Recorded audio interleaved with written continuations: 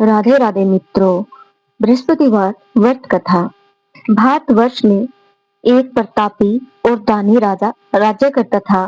वह नित्य गरीबों और ब्राह्मणों की सहायता किया करता था। यह बात उसकी रानी को अच्छी नहीं लगती थी। वह न ही गरीबों को दान देती, न ही भगवान का पूजन करती और राजा को भी दान देने से मना किया करती थी।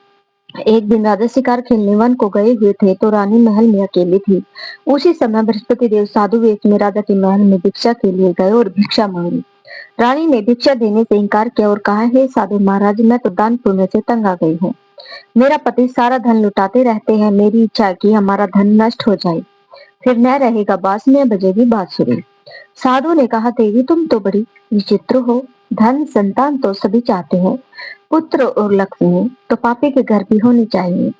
यदि तुम्हारे पास अधिक धन है तो भूखों को भोजन दो, प्यासों के लिए प्याऊ बनवाओ, मुसाफिरों के लिए धर्मशालाएं खुलवाओ। जो निर्धन अपनी कुंवारी कन्याओं का विवाह नहीं कर सकते उनका विवाह करा दो। ऐसे और कई काम है जिनके करने से तुम्हारा यश लोक परलोक में फैलेगा। परंतु रानी पर उपदेश का कोई प्रभाव न पड़ा। वह बोली, महाराज आप मुझे कुछ न समझाए। मैं ऐसा धन नहीं चाहती जो हर जगह बांटती फिरूं। साधु ने उत्तर दिया, यदि तुम्हारी ऐसी इच्छा है तो तथास्तु। तुम ऐसा करना करना कि बृहस्पतिवार को घर लीप कर पीली मिट्टी से अपना सिर धोकर स्नान करना, भट्टी चढ़ाकर कपड़े धोना। ऐसा करने से आपका सारा धन नष्ट हो जाएगा। इतना कहकर वह साधु महाराज वहां से आलोक हो गए। साधु के अनुसार कई बातों को पूरा करते हुए रानी को केवल 3 बृहस्पतिवार ही बीते थे कि उनकी समस्त धन संपत्ति नष्ट हो गई। भोजन के लिए राजा का परिवार तरसने लगा। तब एक दिन राजा ने रानी से बोला कि हे रानी, तुम यही रहो, मैं दूसरे देश को जाता हूँ, क्योंकि यहाँ पर सभी लोग मुझे जानते हैं, इसलिए मैं कोई छोटा कार्य नहीं कर सकता। ऐसा कहकर राजा प्रदेश चला गया। वहां वह जंगल में लकड़ी काट कर लाता और शहर में बेचता। इस तरह वह अपना जीवन व्यतीत करने लगा। इधर राजा के प्रदेश जाते ही रानी और दासी दुखी रहने लगी। एक बार जब रानी और दासी को 7 दिन तक बिना भोजन के रहना पड़ा तो रानी ने अपनी दासी से कहा, हे दासी, पास ही के नगर में मेरी बहन रहती है। वह बड़ी धनवान है। तू उसके पास जा और कुछ ले आ, ताकि थोड़ी बहुत गुजर बसर हो जाए। दासी रानी की बहन के पास गई। उस दिन गुरुवार था और रानी की बहन उस समय बृहस्पतिवार व्रत की कथा सुन रही थी। दासी ने रानी की बहन को अपनी रानी का संदेश दिया, लेकिन रानी की बड़ी बहन ने कोई उत्तर नहीं दिया। जब दासी को रानी की बहन से कोई उत्तर नहीं मिला तो वह बहुत दुखी हुई और उसे क्रोध भी आया। दासी ने वापस आकर रानी को सारी बातें बता दी। सुनकर रानी ने अपने भाग्य को कोसा। उधर रानी की बहन ने सोचा कि मेरी बहन की दासी आई थी, परंतु मैं उससे नहीं बोली, इससे वह बहुत दुखी हुई होगी।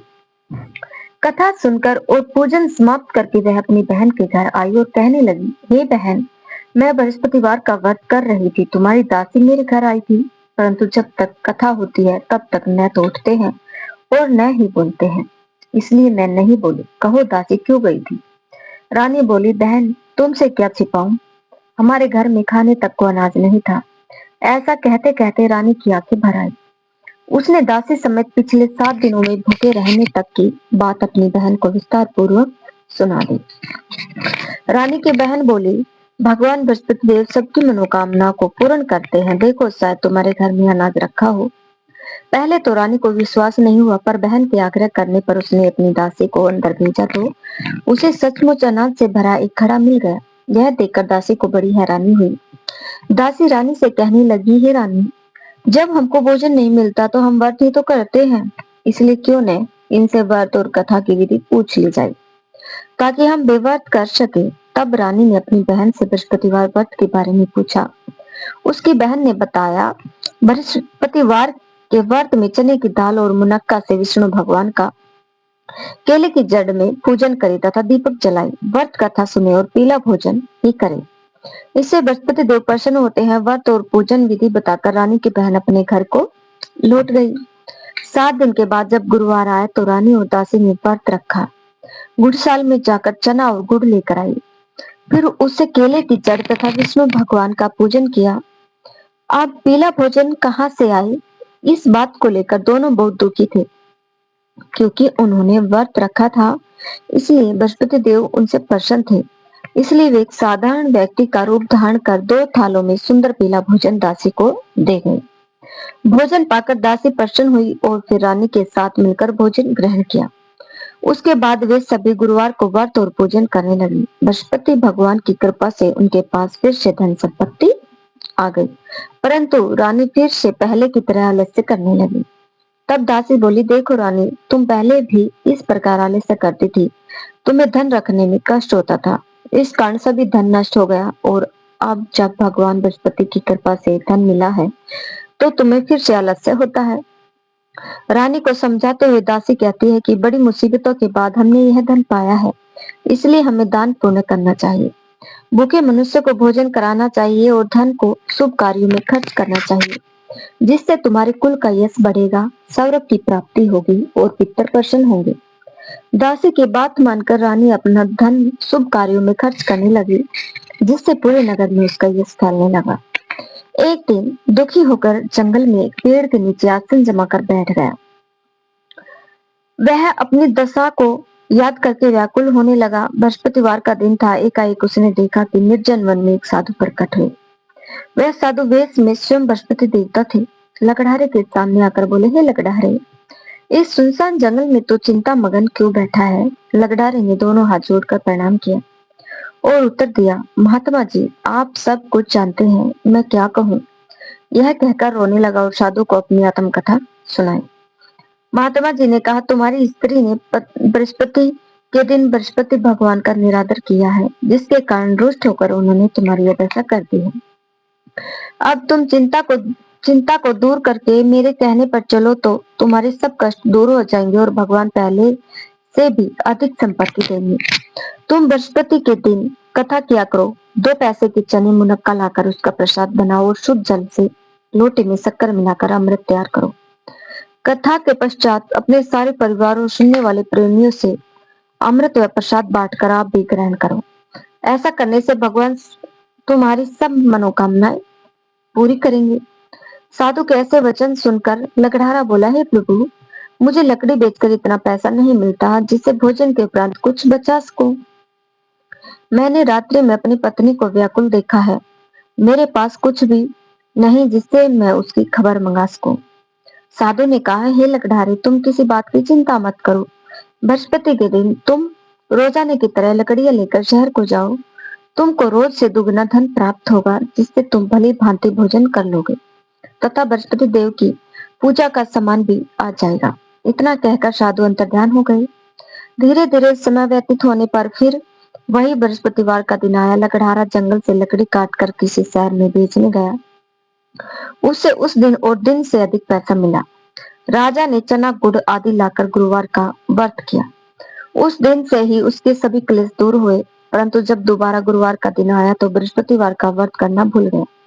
इस कारण बृहस्पति भगवान नाराज हो गए। उस दिन उस नगर के राजा ने विशाल यज्ञ का आयोजन किया तथा शहर में यह घोषणा करा दी कि कोई भी मनुष्य अपने घर में भोजन न बनावे, न आग जलावे, समस्त जनता मेरे यहाँ भोजन करने आए। इस आज्ञा को जो न मानेगा उसे फांसी की सजा दी जाएगी। इस तरह की घोषणा संपूर्ण नगर में करवा दी गई।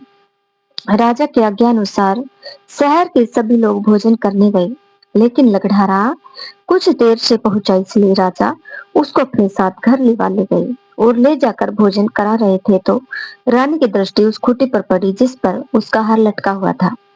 वह वहां पर दिखाई नहीं दिया। रानी ने निश्चय किया कि मेरा हार इस मनुष्य ने चुरा लिया। उसी समय सिपाहियों को बुलाकर उसको रोजगार में कारागार में डलवा दिया। जब लकड़हारा कारागार में पड़ गया और बहुत दुखी होकर विचार करने लगा कि न जाने कौन से पूर्व जन्म के कर्म से मुझे यह दुख प्राप्त हुआ है, और उसी साधु को याद करने लगा जो कि जंगल में मिला था। उस समय तत्काल बृहस्पति देव साधु के रूप में प्रकट हुए और उसकी दशा को देखकर कहने लगे, अरे मूर्ख, तुमने बृहस्पति देव की कथा नहीं करी, इस कारण तुम्हें दुख प्राप्त हुआ है। अब तो चिंता मत कर, बृहस्पतिवार के दिन कारागार के दरवाजे पर 4 पैसे पड़े मिलेंगे। उनसे तो बृहस्पति देव की पूजा कराना, तेरे सभी कष्ट दूर हो जाएंगे। बृहस्पति के दिन उसे 4 पैसे मिले। लकड़हारे ने कथा कही। उसी रात्रि को बृहस्पति देव ने उस नगर के राजा को स्वप्न में कहा, हे राजा, तुमने जिस आदमी को कारागार में बंद कर दिया है वह निर्दोष है, उसे छोड़ देना। रानी का हार उसी खुट्टी पर लटका है। अगर तू ऐसा नहीं करेगा तो मैं तेरे सारे राज्य को नष्ट कर दूंगा। इस तरह रात्रि के स्वप्न को देखकर राजा प्रातःकाल उठा और खुट्टी पर हाथ देकर लकड़हारे को बुलाकर क्षमा मांगी तथा लकड़हारे को योग्य सुंदर वस्त्र आभूषण देकर विदा कर दिया। बृहस्पति देव की आज्ञा अनुसार लकड़हारा अपने नगर को चल दिया। राजा जब अपने नगर के निकट पहुंचा तो उसे बड़ा आश्चर्य हुआ। नगर में पहले से अधिक बाग, तालाब, कुएं तथा बहुत सी धर्मशालाएं, मंदिर आदि बन गए हैं। राजा ने पूछा, यह किसका बाग और धर्मशाला है? तब नगर के सब लोग कहने लगे, यह सब रानी और बांदी के हैं। तो राजा को आश्चर्य हुआ और गुस्सा भी आया। जब रानी ने यह खबर सुनी कि राजा आ रहे हैं तो उन्होंने बांदी से कहा कि हे दासी, देख राजा हमको कितनी बुरी हालत में छोड़ गए थे। हमारी ऐसी हालत देखकर वह लौट न जाए, इसलिए तू दरवाजे पर खड़ी हो जा। आज्ञा अनुसार दासी दरवाजे पर खड़ी हो गई। राजा आए तो उन्होंने अपने साथ लिवा लाई। तब राजा ने क्रोध करके अपनी रानी से पूछा कि यह धन तुम्हें कैसे प्राप्त हुआ है? तब उन्होंने कहा, मैं यह सब धन बृहस्पति देव के इस व्रत के प्रभाव से प्राप्त हुआ है। राजा ने निश्चय किया कि 7 रोज बाद तो सभी बृहस्पति देव का पूजन करते हैं, परंतु मैं प्रतिदिन दिन में 3 बार कहानी तथा रोज व्रत किया करूंगा। अब हर समय राजा के दुपट्टे में चने की दाल बंधी रहती थी तथा दिन में 3 बार कहानी कहता। एक रोज राजा ने विचार किया कि चलो अपनी बहन के यहाँ हो आवे। इस तरह निश्चय कर राजा घोड़े पर सवार हो अपनी बहन के यहाँ वो चलने लगा। मार्ग में उसने देखा कि कुछ आदमी एक मुर्दे को लिए जा रहे हैं। उन्हें रोककर राजा कहने लगा, अरे भाइयों, मेरी बृहस्पति देव की कथा सुन लो। वे बोले, लो, हमारा तो आदमी मर गया है, इसको अपनी कथा की पड़ी है। परंतु कुछ आदमी बोले, अच्छा कहो, हम तुम्हारी कथा भी सुनेंगे। राजा ने दाल निकाली और जब कथा आधी हुई कि मुर्दा हिलने लग गया और जब कथा समाप्त हो गई तो राम राम करके नीचे उठकर खड़ा हो गया। आगे मार्ग में उसे एक किसान खेत में हल चलाता मिला। राजा ने उसे देख और उससे बोले, अरे भैया, तुम मेरी बृहस्पतिवार की कथा सुन लो। किसान बोला, जब तक मैं तेरी कथा सुनूंगा तब तक 4 हरैया जोत लूंगा। जा अपनी कथा किसी और को सुनाना। इस तरह राजा आगे चलने लगा। राजा के हटते ही बैल पछाड़ खाकर गिर गए तथा किसान के पेट में बड़ी जोर का दर्द होने लगा। उस समय उसकी माँ रोटी लेकर आई। उसने जब यह देखा तो अपने पुत्र से सब हाल पूछा और बेटे ने सभी हाल कह दिया। तो बुढ़िया दौड़ी दौड़ी उस घुड़सवार के पास गई और उससे बोली कि मैं तेरी कथा सुनूंगी, तू अपनी कथा मेरे खेत में चलकर ही कहना। राजा ने बुढ़िया के खेत में जाकर कथा कही, जिसके सुनते ही वह बैल उठ खड़े हुए तथा किसान के पेट का दर्द भी बंद हो गया। राजा अपनी बहन के घर पहुंचा। बहन ने भाई की खूब मेहमान नवाजी की। दूसरे रोज प्रातः काल राजा जगा तो वह देखने लगा कि सब लोग भोजन कर रहे हैं। राजा अपनी बहन से कहा, ऐसा कोई मनुष्य है जिसने भोजन नहीं किया हो? मेरी बृहस्पतिवार की कथा सुन ले। बहन बोली, हे भैया, यह देश ऐसा ही है कि पहले यहाँ लोग भोजन करते हैं, बाद में अन्य काम करते हैं। अगर कोई पड़ोस में हो तो दिखाऊं। वह ऐसा कहकर देखने चली गई, परंतु उसे कोई ऐसा व्यक्ति नहीं मिला जिसने भोजन न किया हो। अंततः वह एक कुमार के घर गई जिसका लड़का बीमार था। उसे मालूम हुआ कि उनके यहाँ 3 रोज से किसी ने भोजन नहीं किया है। रानी ने अपने भाई की कथा सुनने के लिए कुमार से कहा। वह तैयार हो गया। राजा ने जाकर बृहस्पतिवार की कथा कही, जिसको सुनकर उसका लड़का ठीक हो गया। अब तो राजा की प्रशंसा होने लगी। एक रोज राजा ने अपनी बहन से कहा कि ये बहन, हम अपने घर को जाएंगे, तुम भी तैयार हो जाओ। राजा की बहन ने अपनी सास से कहा। सास ने कहा, हाँ चली जा, परंतु अपने लड़कों को मत ले जाना क्योंकि तेरे भाई की कोई औलाद नहीं है। बहन ने अपने भैया से कहा, हे भैया, मैं तो चलूंगी पर कोई बालक नहीं जाएगा। राजा बोला, जब कोई बालक ही नहीं चलेगा तब तू ही क्या करेगी? बड़े दुखी मन से राजा अपने नगर को लौट आया। राजा ने अपनी रानी से कहा, निर्वन से हमारा मुख देखने का धर्म नहीं है और कुछ भोजन आदि नहीं किया। रानी बोली, हे प्रभु, बृहस्पति देव ने हमें सब कुछ दिया है, वह हमें औलाद अवश्य देंगे। उसी रात बृहस्पति देव ने राजा के स्वप्न में आकर कहा, हे राजा उठ, सभी सोच त्याग दे, तेरी रानी गर्भ से है। राजा को यह बात सुनकर बड़ी खुशी हुई। 9वें महीने में उसके गर्भ से एक सुंदर पुत्र पैदा हुआ। तब राजा बोला, हे रानी, स्त्री बिना भोजन के रह सकती है, पर बिना कहीं नहीं रह सकती। जब मेरी बहन आवे तुम उसे कुछ मत कहना। रानी ने सुनकर हाँ कर दिया।